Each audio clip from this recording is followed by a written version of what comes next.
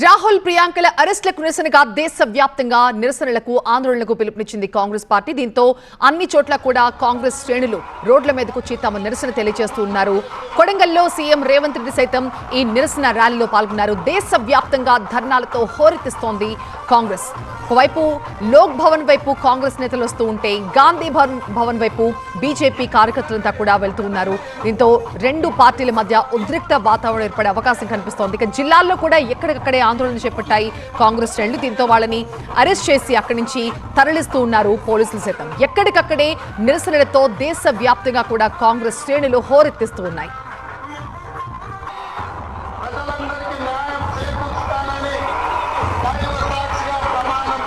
ఇటు కాంగ్రెస్ నిరసనలకి పోటీగా బీజేపీ సైతం నిరసనలు కొనసాగిస్తోంది. మా ప్రతినిధులు విజయ్ అండ్ విద్యాసాగర్ ఎదురు మనకి లైవ్ లో అందుబాటులో ఉన్నారు. మరింత సమాచారం ముందుగా విద్యాసాగర్ తో మాట్లాడదాం. విద్యాసాగర్, ఇటు కాంగ్రెస్ లోక్ భవన్ కి వెళ్తుంటే బీజేపీ వాళ్ళు గాంధీ భవన్ కి బయలుదేరారు.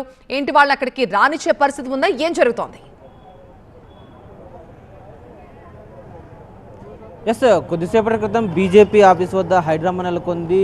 గాంధీ భవన్ ముట్టడికి బీజేపీ రాష్ట్ర అధ్యక్షుడు రామచంద్రరావు నేతృత్వంలో నేతలంతా బయలుదేరగా వారిని పోలీసులు ప్రస్తుతం నేను ఉన్నటువంటి రోడ్డు మీదే ఆ ప్రధాన రహదారి మీదకి వెళ్లకుండా రోపులు అదేవిధంగా బారికేడ్లతో అడ్డుకున్నటువంటి పరిస్థితి. దీంతో కొంత హైటెన్షన్ వాతావరణం నేపథ్యంలో రామచంద్రరావుతో పాటు ఎమ్మెల్యే రాకేష్ రెడ్డి అదేవిధంగా బీజేపీ నేతలందరినీ కూడా పోలీసులు అరెస్టు చేసి తరలించారు. మరికొద్ది మంది నేతలు గాంధీ భవన్ ముట్టడి వైపు వెళ్తారన్నటువంటి సమాచారంతో ఇక్కడే మోహరించి ఉన్నటువంటి పరిస్థితి. నిన్న రాహుల్ గాంధీ ప్రధాని నివాసం వద్ద చేసినటువంటి ప్రొటెస్ట్ ఏదైతే ఉందో అది అనుచితంగా చేశారు, ప్రజాస్వామ్యంలో ఇలాంటివి తగదు అంటూ బీజేపీ నిరసన వ్యక్తం చేస్తుంది. ఈ నేపథ్యంలోనే గాంధీ భవన్ ముట్టడికి పిలుపునిచ్చి పెద్ద ఎత్తున బీజేపీ కార్యకర్తలంతా కూడా గాంధీ భవన్ వెళ్ళేటువంటి ప్రయత్నం చేశారు. అయితే కొద్దిమంది ఇక్కడ పోలీసులను తప్పించుకొని గాంధీ భవన్ వరకు వెళ్ళి వారు బయట ఉన్నటువంటి కాంగ్రెస్ ఫ్లెక్సీని కూడా చించివేయడంతో కొంత హైటెన్షన్ వాతావరణం నెలకొనడంతో పోలీసులు అంతా కూడా గాంధీ భవన్ నుంచి బీజేపీ కార్యాలయం వరకు దాదాపు 1/2 కిలోమీటర్ మాత్రమే దూరం ఉంటుంది కాబట్టి ఎక్కడికక్కడ రోడ్డు మీద పెద్ద ఎత్తున పోలీసులు మోహరించి ఎలాంటి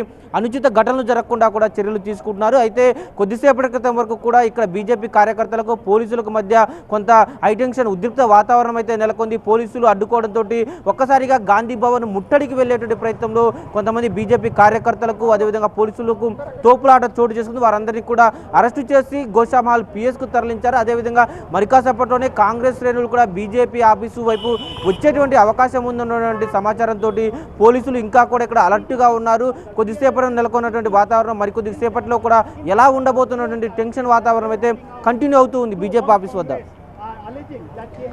విద్యాసాగర్.